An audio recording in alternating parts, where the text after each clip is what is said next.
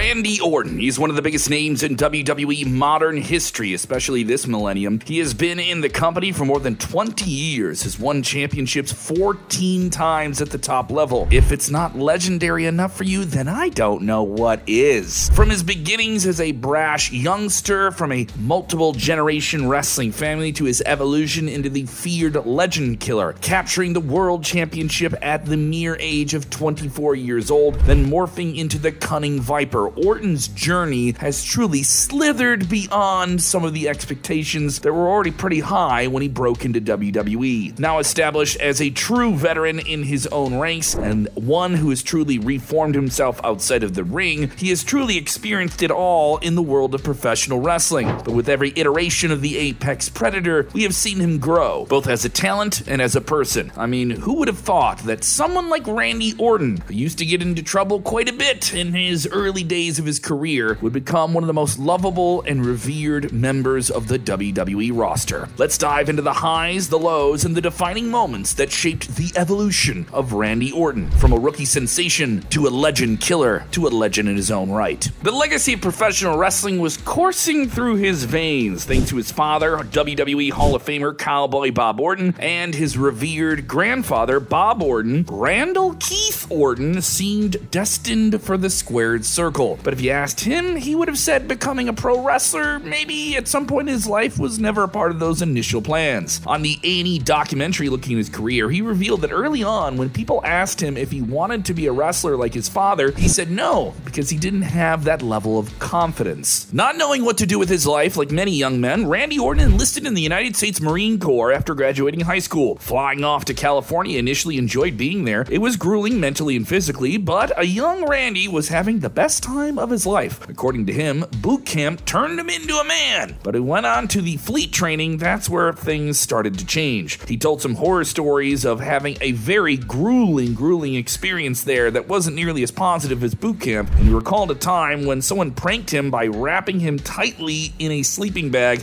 which resulted individually in a panic attack as they sat on top of it. Orton obviously didn't want these things, and he wanted to quit, but they did not let him as he signed a contract. So what did he do? He got onto a bus and went home and stayed for 2.5 months there, going AWOL with the military. He took responsibility for his actions, voluntarily turning himself in, and expressed his desire to leave. Randy Orton then started working at a gas station, trying to reevaluate his future, and this is when he started to reevaluate his perspective on the family business, professional wrestling, and he couldn't help but consider the influence of his father's legacy in the industry, and maybe he could help get his own foothold in the world of wrestling. He asked his father for help, and that is exactly what he did. Cowboy Bob made a call to Bruce Pritchard, and soon Randy Orton's journey in professional wrestling started. It wasn't like Randy always wanted to be a pro wrestler, and he decided to give it a shot because maybe in his perspective, his options were limited. Orton was then shipped off to Ohio Valley Wrestling, the developmental territory of WWE at the time, and the class of recruits there was quite stacked. I mean, headliners of a generation to come in Brock Lesnar, John Cena,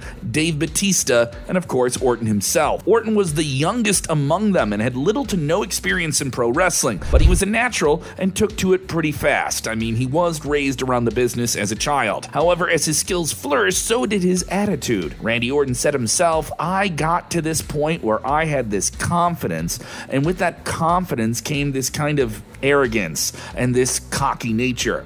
He wasn't very liked by his peers, largely due to that attitude, and he had to work on himself to earn their respect. Orton studied the tapes of the greats like Ricky the Dragon Steamboat, Arn Anderson, and Pat Patterson, learning a lot from their mechanics and delivery in the ring. He stayed in OVW for around 2 years before WWE called him up for his big debut on television. However, before he made his official debut, he started working on untelevised matches where he really got his boots underneath him. Finally, Randy Orton made his debut in April of 2002 on SmackDown against Hardcore Holly, who beat him. It was evident from the get-go that WWE recognized something special in Orton. The fact that he was involved in a segment with Vince McMahon around the time of his debut proves that they saw something that was there. However, not soon after his debut, he suffered a debilitating shoulder injury. Orton's journey had only just begun when he found himself sidelined. This must have been devastating, and thankfully WWE did not give up on him, as they featured him regularly on television, updating the path to his return. First time he ever came out in that sling with his arm on his shoulder would be about 3 to 4 months. He got booed heavily. That's right, an injured superstar on the mend was getting booed as a villain. He got that Dom Mysterio heat for you young Gen Z fans. Orton's weekly updates on his health got more and more heat. It was cringy, privileged minutes on television. His natural cocky arrogance helped him establish himself as an obnoxious heel without ever wrestling on television. He had a character built in before the bell rang for his return. Around this time, Triple H was looking for some guys to build a faction around himself. Along with the nature boy Ric Flair, who knew something about putting a group together, Randy Orton fit well within that vision. Upon his return, he joined the group that would be known as Evolution, and the inclusion of Dave Bautista as the muscle of the group finished out their ranks. Being a part of the group was a two-pronged attack. It would develop both Orton and Bautista under the wings of Triple H and Flair. The invaluable guidance they received from these two showed as their careers developed as single superstars in the future. You learn how to become a villain from two of the best villains of all time. Everyone in the WWE production ranks believed in him, and it was a matter of time before Orton took over. Soon, he captured the Intercontinental Championship and developed the Legend Killer gimmick, where he would take out beloved names from the past, and maybe even some of those still present in WWE's ongoing weekly television. He began attacking legends in the business like Shawn Michaels, Jerry the King Lawler, and Sergeant Slaughter. Even Mae Young was at the hands of his legend-killing ways. He was thriving in the role, and it helped the stock of Orton rise quickly and gain credibility that maybe he couldn't get within years, he got within months. Some would claim that this just came out of Randy Orton's natural arrogance. At Backlash 2004, Randy Orton would come into his true form, as he would take on the hardcore legend Mick Foley in his environment, the hardcore match. As he was slammed on flesh-ripping thumbtacks, he broke through to another level. It may have been Foley's signature match, but it was Orton's signature victory, maybe the one that would define the early stages of his career and break him through to the next level. After shedding the Intercontinental Championship, Randy Orton would go to the next level, defeating Chris Benoit, who himself recently won the World Heavyweight Championship, to become, at the time, the youngest World Heavyweight Champion in WWE at the tender age of 24 years old. Now, he thought his brothers in Evolution would celebrate with him, but on the August 16th episode of Raw that year, they would turn on him. Yes, Triple H, the leader of the group, had a mock celebration only to show him who was truly in charge. The beatdown at the hands of Evolution was supposed to propel Randy Orton into a fighting champion babyface good guy, but not soon after, it just wouldn't click. He would drop the title to Triple H, and plans reportedly for some type of big WrestleMania rematch between the two were off the table. Perhaps his natural persona had him leaning towards a heel in the hearts and minds of fans. He wasn't one you wanted to cheer, but was certainly someone that you would be entertained by, and you would look forward to those dreadful things he would pull apart on the good guys. And when it came time for him to play the babyface character, fans just didn't buy into it. As Randy's popularity waned, Batista's star soared to unprecedented heights with this, and Randy's position to end Triple H's reign of terror as WWE champion went to the animal Dave Bautista instead. Randy began acting arrogantly towards the fans and having arguments with them. He wasn't good for the PR of the company. He wasn't acting or anything. That's who he was. He was a 24-year-old behaving that way, and it gained him fame and fortune sooner than most people in the business. At WrestleMania 21, Randy was supposed to face The Undertaker, and just a few days before their match on Friday, Randy stayed up all night and partied with his friends. Because of this, he wasn't able to make the rehearsal for the match. Randy didn't just miss any rehearsal, he missed one with The Undertaker for a WrestleMania match. Yeah, a lot of people were disrespected, but the dead man gave him the pass. As if that wasn't enough of a problem, the night before that epic match with The Undertaker, he had to honor the legacy, the family legacy that got him into the position he was in, inducting his father, Cowboy Bob Orton, into the WWE Hall of Fame. But even at his own confession, Randy says he was not not 100% clear-headed when he gave his father a 90-second induction speech.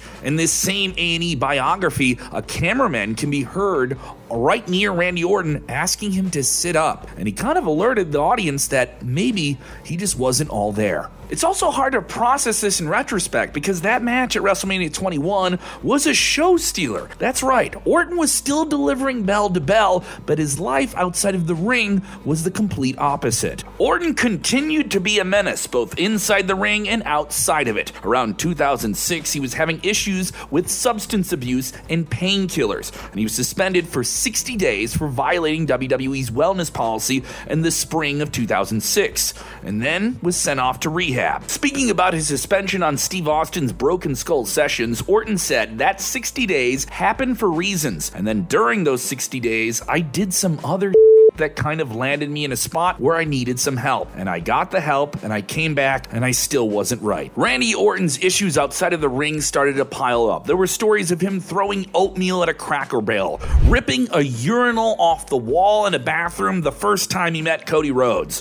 During a European tour in 2007, he reportedly drank so much that he found himself passed out inside his hotel room, which looked like it was hit by a tornado. The damages reportedly came to well in the tens of thousands of dollars. WWE made him cover the cost and sent him home for his unprofessional conduct. Randy would receive mentorship from his friends within the locker room. According to Randy himself, Edge helped him a lot when he was dealing with his demons. This must have been around late 2006-07 when they were teaming up as Rated RKO. At least that's what we think. He got back into a position, winning the WWE Championship, and had some of his best rivalries of the Ruthless Aggression era against John Cena. It was during this period that Randy unveiled a more savage persona, introducing his signature move, the punt kick, and even delivered that punt kick to big names like Vince McMahon. When the boss wants to put you over, you still have a strong position in WWE. This new iteration of the character was taken from his real personality. When he was in rehab in 2006, doctors identified signs of anger management problems and traits of a narcissistic personality disorder. In his documentary, Randy stated that he has incorporated these elements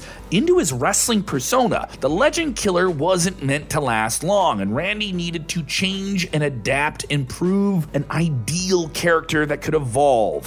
Fans could sense the genuine intensity and unpredictability that Randy Orton expressed physically in his performances. Knowing this, they stemmed from real-life experiences. It appeared as though Randy Orton was channeling all of those frustrations into his in-ring performances, and as a result, the trouble inside him became trouble for anyone else he was in the ring with. Orton's villainous persona became even more psychotic and vicious in the ring. His willingness to push boundaries that before had never been broken. His anger spilled over into unscripted incidents, from lashing out at his opponents in the ring to heated confrontations backstage. Orton's real-life conflicts occasionally erupted in front of live audiences. Randy Orton in 2009 would form the trio of Legacy with Cody Rhodes and Ted DiBiase, two other men who came from wrestling families. The group truly elevated Orton's status as a top heel in the company, but the faction lacked a clear long-term direction and seemingly fizzled out within a year or so. It did turn Orton, though, into a babyface, with Cody and Ted turning on him, and this time the good guy act would stick a little bit longer. He wasn't getting into trouble all that much outside of the ring, his life was starting to straighten out, and fans were behind him now as he proved himself valuable talent to them and those in the locker room over the years. In 2010, he would win the WWE Championship, this time as a babyface, and had a pretty strong run. In 2011, he would win the World Heavyweight Championship, and that was an amazing feud with Christian. Some really underrated matches there. His character was still the same. He was acting psychotic, but arguably controlling the inner craziness for his performances. And now his targets were the bad guys, and fans love seeing an RKO out of nowhere. Randy Orton was riding high on this success, but in 2012, it was reported by SuperLuchas.net that he was suspended for the WWE wellness violation another time and suspended for 60 days. Reportedly, this was connected to marijuana and performance-enhancing drugs, not so much painkillers. WWE considered releasing Randy Orton reportedly around this time from his contract, but that didn't happen, and Orton came back to the company once more. Randy Orton's second wife, Kim, would play a crucial role in reshaping Randy Orton the Man. In his A&E documentary, he acknowledged that Kim was a calming influence in his life that helped steer him on the right track once more. Though her presence was an unwavering point of support, Kim helped Randy confront his demons and embrace a more positive path in life. Moreover, the responsibilities of fatherhood also contributed to Randy's transformation. Welcoming children into his life proved to him that he had a newfound sense of purpose and motivation to leave behind a troubled past. In the past few years, Randy Orton, whether he's been playing a bad guy or a good guy, has shown class. Class in the ring, class outside of the ring. This is that we're seeing right now the best Randy Orton. Remember 2016, Shane McMahon getting knocked out in the Survivor Series? Despite being a villain at the time, Orton, ever the professional, was able to find Shane's children at ringside and calm them while still performing in the multi-man chaos of the match. It's an act that maybe we wouldn't have seen from Randy Orton in the past, or maybe something that whittles down the core of who he truly is. Not that wild man that maybe had gotten him into trouble, but the centered one who's making him the Hall of Famer we're sure he's going to become. Randy Orton's journey in life and in professional wrestling serves as a reminder that no matter how troubled one's past may be, you can always come back stronger than ever and maybe give life an RKO out of nowhere.